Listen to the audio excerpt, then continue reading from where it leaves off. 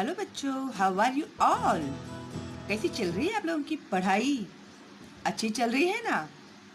और मेरे वीडियोस देखने के बाद आप लोगों को तो सब बहुत ही इजी लग रहा है, मुझे पता है, क्योंकि कमेंट बॉक्स में आपके जो कमेंट आते हैं उससे मुझे सब पता चल जाता है। और थैंक यू वेरी मच, आप लोगों ने मुझे इतना प्यार दिया। इसलिए मैंने इसके पहले आपको एक्सप्लेन किया हुआ है ईवीएस का lesson number 1, the life cycle of animals. तो आज आप लोगों को मैं देने वाली हूँ इसके क्वेश्चंस एंड आंसर्स, है ना। तो अगर आप लोगों ने मेरे वीडियोस देखे नहीं है, ये जो लेसन मैंने एक्सप्लेन किया हुआ है, तो क्वेश्चन एंड आंसर्स का वीडियो देखने के पहले आप लोग प्लीज़ ये लेसन जो मैंने एक्सप्लेन किया है वो देखिए। बहुत ही इम्पॉर्टेंट है ये लेसन आप लोगों के स्टडीज़ के लिए। अच्छे से लेसन देखिए, उसको अच्छे से समझिए, फिर ये जो क्वेश्चन और आंसर्स का जो मैं वीडियो अपलोड कर रही हूँ वो आप देखिए। ओके पेरेंट्स, प्लीज़ अपने बच्चों को गाइड कीजिएगा कि पहले लेसन देखें फिर क्वेश्चन एंड आंसर्स, वरना अपने बच्चे तो कितने स्मार्ट है आप लोग को तो पता ही है, वो लोग हर चीज़ में शॉर्टकट ढूंढते रहते हैं, है ना। तो अभी हमें उन्हें शॉर्टकट करने नहीं देना है, क्योंकि मौका भी है, दस्तूर भी है, अच्छे से पढ़ाई भी हो रही है, लॉकडाउन भी है, तो पेरेंट्स लोग भी सब घर पर होने की वजह से बच्चों के ऊपर पर्सनल अटेंशन दे रहे हैं। ठीक है, बुक्स नहीं है आप लोग के पास, कोई प्रॉब्लम नहीं, मेरे पास बुक्स है, मैंने बुक में से ही सब एक्सप्लेन किया हुआ है। ओके चलो फिर अभी हम लोग बढ़ते हैं क्वेश्चन एंड आंसर्स की तरफ। पिछले महीने मेरे जो मैंने लेसन एक्सप्लेन किया था ना, तभी मैंने आप लोगों को एक सवाल पूछा था कि मुर्गी पहले आया या अंडा, लेकिन मुझे किसी ने जवाब नहीं दिया कमेंट बॉक्स में। क्यों, आप लोग को पता नहीं है? बताओ, देखो तो सही कितने जन मुझे जवाब दे सकते हैं। ऐसे ही थोड़ा मजा करते हैं हम लोग। ओके चलो, तो ये है एक्सरसाइज। तो एक्सरसाइज में है ए थिंक एंड टेल, सोचो और बताओ। 1. It takes 22 days for a chick to emerge from a hen's egg. अभी जो मुर्गी का बच्चा है उसको अंडे से पूरा तैयार होके ग्रो होके बाहर आने के लिए कम से कम 20 days लगते हैं। Would the young ones of other birds also take the same number of days to hatch? क्या जो दूसरे बर्ड्स हैं उन लोगों के भी बच्चों को अंडे में से बाहर आने के लिए इतना ही समय लगता है क्या? तो इसका आंसर है नो, क्योंकि उन लोगों का जो ग्रोइंग पीरियड होता है वो सबका अलग अलग होता है। बहुत ही रेयरली ऐसा होगा कि टाइम उनका मैच होता होगा, डेज मैच होते रहेंगे, अदरवाइज इसका आंसर है नो, सबका टाइम हैच होने का अलग अलग रहता है। ठीक है, तो यही आंसर को आपको लिख के कंटिन्यूटी में करना है। Other birds did not take the same number of days to hatch। खत्म हो गया आपका answer. 2. You must have seen dragonflies hover over grass. Which stage of their life cycle is this? The egg, larva, pupa और adult। ये जो है dragon flies hover, आप लोगों ने देखा रहेगा ना, जब हम लोग छोटे थे ना तो हम लोग इसको हेलीकॉप्टर बोलते थे, उड़ने वाला हेलीकॉप्टर आया करके। तो तुम लोगों को भी हेलीकॉप्टर बोलेंगे तो जल्दी समझ में आएगा। इसका नाम क्या है? Dragon flies hover. तो ये जो है इसका ये स्टेज कौन सा है, हम लोग ये देखते हैं इसको। तो ये अभी ये जो स्टेज है इसका कौन सा स्टेज है? एग है, लार्वा है, पुपा है या एडल्ट है? तो ये है इसका एडल्ट स्टेज, यानी वो बड़ा हो गया है। Okay 3. When you take a bunch of a leafy vegetable to sort it, जब आप लोग लीफी वेजिटेबल यानी पाले भाजी जब साफ करने के लिए लेते हैं, you may find holes of different sizes in the leaves। तभी हम लोगों को उसके वो जो पत्ते होते हैं उनके ऊपर अलग अलग साइज के होल्स दिखाई देते हैं, खड्डे दिखाई देते हैं। अभी पालक की सब्जी, उसकी पत्ती बड़ी होती है तो उसके ऊपर आप लोगों को होल्स इजीली दिखाई देते हैं। सम लीव्स में have been nibbed at the edges. कुछ जो पत्ते होते हैं वो कॉर्नर कॉर्नर से खाए हुए हम लोगों को दिखाई देते हैं। What do you think is the reason for that? तो इसके पीछे की वजह क्या है? अभी ये जो जैसे हम लोगों ने बटरफ्लाई का जो एग्जाम्पल लिया था, वो उसमें वो रुई के पेड़ के ऊपर, पत्ते के ऊपर वो अंडे देती है। तो जब अंडे में से लार्वा बाहर आता है तो larva comes out of the eggs and nibble and eat the leaf.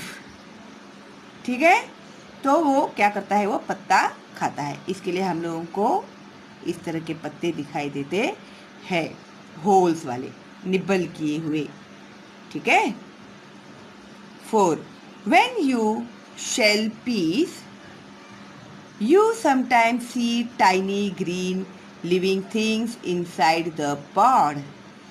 अभी जो आप देखो कि मम्मी जब मटर छीलने को बैठती है तो उसके अंदर से बीच में ही मम्मी की जोर से चिल्लाने की आवाज़ आती है। शांति से मटर छीलते रहती है मम्मी और बीच में जोर से चिल्लाती है, ए कीड़ा, कीड़ा आया है इसके अंदर से।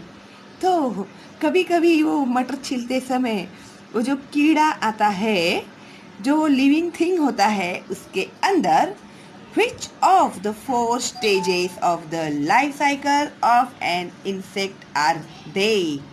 तो वो जो कीड़ा होता है तो उसका कौन सा स्टेज है वो मटर के अंदर? तो उसका वो जो स्टेज है उसे कहते हैं कैटरपिलर, मराठी में उसे कहते हैं अळी।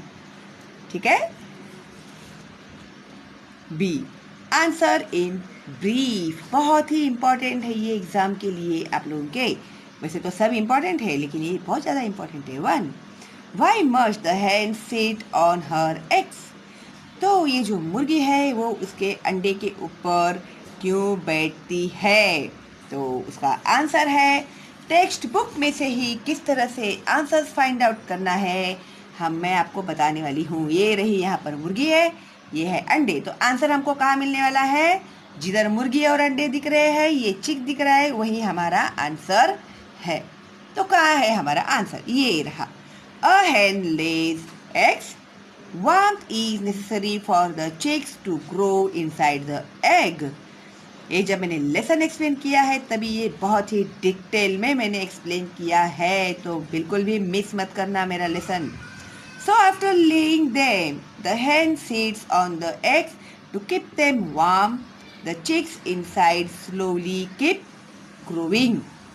इसके लिए जो मुर्गी होती है वो अंडे पे बैठती है। ठीक है। Now next 2. Why does a hen become aggressive when she is hatching her eggs? जब मैंने आप लोगों को ये लेसन सिखाया था तो ये जो सवाल है वो बहुत ही इम्पोर्टेंट है और ये 99.9% एग्ज़ाम में आता ही है और बहुत ही आसान है इसका जवाब भी। तो उसका जवाब है, ये देखो यहाँ पर मैंने बोला ना मुर्गी के बारे में सवाल पूछा है तो किधर मुर्गी है उसका जवाब वहीं हम लोग को मिलेगा। When a hen is hatching her eggs, she becomes aggressive for fear of their safety. She attacks anyone who tries to go near the eggs. इसका एक्सप्लेनेशन मैंने बहुत डिटेल में दिया है लेसन में, अगर आपने लेसन देखा रहेगा तो आपको पता होगा। Now, next 3. Which are the 4 stages of the life cycle of a butterfly? और जब मैं सिखा रही थी आप लोग को लेसन तभी ही मैंने आप लोग को बताया था कि ये जो क्वेश्चन है वो बहुत ही इम्पोर्टेंट है। इसके जो 4 स्टेज है, एनी हाँ वो लोग आप लोगों को सवाल में ये आपको क्वेश्चन पेपर में ये सवाल पूछते ही है। ठीक है। तो वो है एग पहला स्टेज है, सेकंड है लार्वा, थर्ड है पुपा एंड एडल्ट। ये 4 स्टेजेस है। ओके। उसके बाद है, लिखते समय ये आंसर ना आप लोग egg, larva, pupa, adult are the 4 stages of the life cycle of butterfly, ऐसे लिखेंगे। ठीक है, कंप्लीट यूर आंसर। कभी भी आंसर जब लिखते हैं तो फुल सेंटेंस में लिखना चाहिए। तो फटाक से टीचर आंख बंद करके मार्क्स दे देती है आपको। 4. Which changes take place inside the chrysalis of the plain tiger butterfly?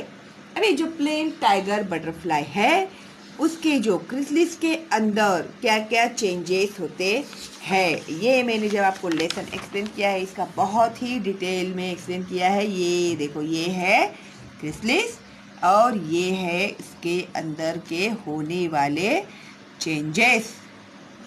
ठीक है, तो इसका आंसर हम लोगों को कहाँ मिलता है? इधर है chrysalis. It remains inside the chrysalis for the next 11 or 12 days. Inside the chrysalis, important changes take place in its body.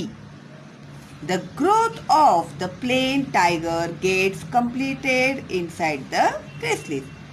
अभी जब वो बटरफ्लाई होता है, the adult butterfly emerges from the chrysalis.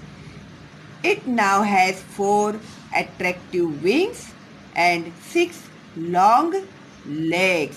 तो जब वो क्रिसलिस में से बाहर आता है तभी उसके अंदर जो चेंजेस होते हैं, देखो अभी ये बाहर आ रहा है, फिर उसके बाद जो ये पूरा बटरफ्लाई तैयार हो गया है, एडल्ट बटरफ्लाई, तो ये है वो, तो वो है इसका, ये है इसका जवाब। ठीक है, नाउ सी ट्रू और फॉल्स। ट्रू यानी सही, फॉल्स यानी गलत। और जब आप लोग को क्वेश्चन में वो लोग ये पूछते हैं तो वो लोग ट्रू और फॉल्स करके भी पूछ सकते हैं आपको। से करेक्ट एंड इनकरेक्ट भी है, ऐसा भी पूछ सकते हैं आपको। और तो अभी यहाँ पर इन लोगों ने हम लोगों से क्या पूछा है? ट्रू और फॉल्स आंसर देने के लिए पूछा है। ठीक है, और आप लोग कंफ्यूज मत होना बिल्कुल भी, ट्रू यानी गलत है या फॉल्स यानी गलत है करके। हमेशा आप लोगों में ये कन्फ्यूज़न होता है, इसके लिए मैं आप लोग को मेंशन कर रही हूँ। ट्रू यानी सही, फॉल्स यानी गलत। ठीक है, A1 a lamb emerges from an egg, यानी जो बकरी होती है वो अंडे में से पैदा होती है क्या? अंडे से बाहर आती है क्या? वो नहीं, तो इसका आंसर है फॉल्स।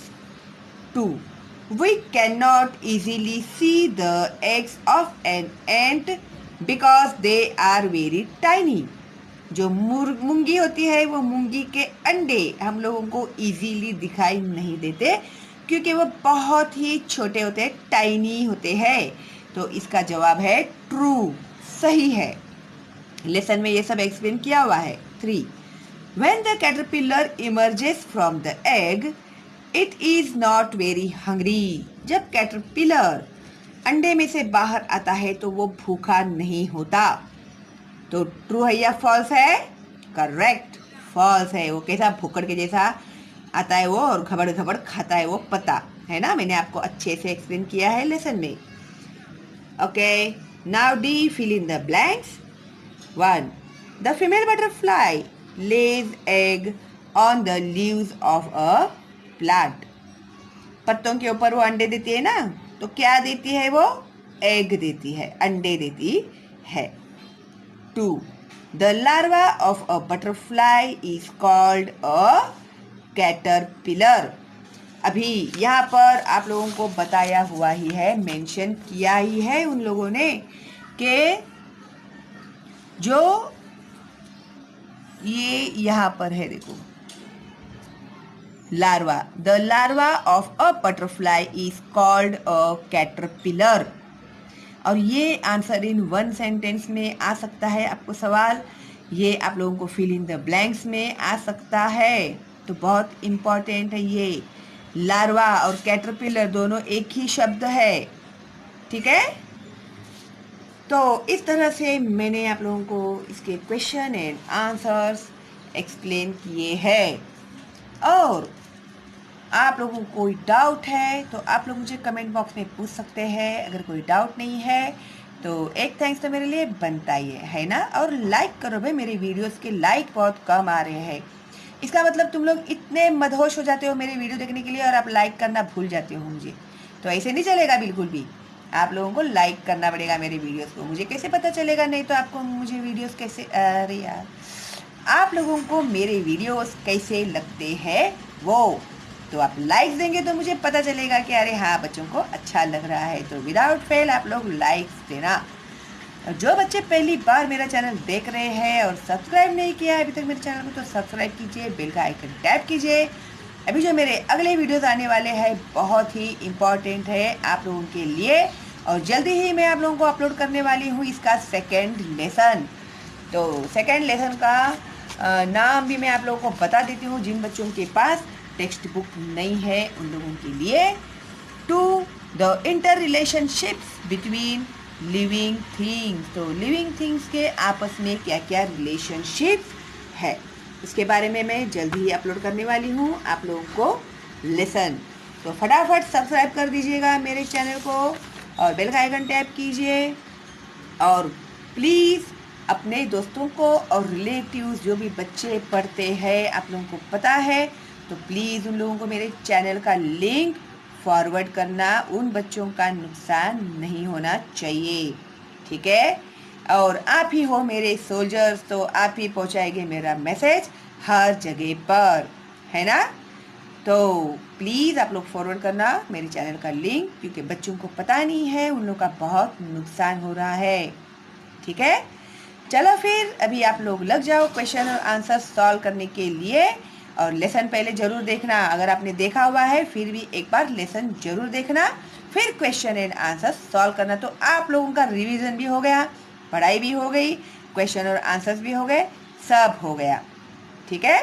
फिर एक बार आप लोग पढ़ लेंगे ना तो आप लोग को पता चल जाएगा कि इसका सवाल का जवाब ये है करके। ओके, चलो फिर मिलते हैं बहुत जल्दी ही नए लेसन के साथ। तब तक stay home, stay safe, bye bye.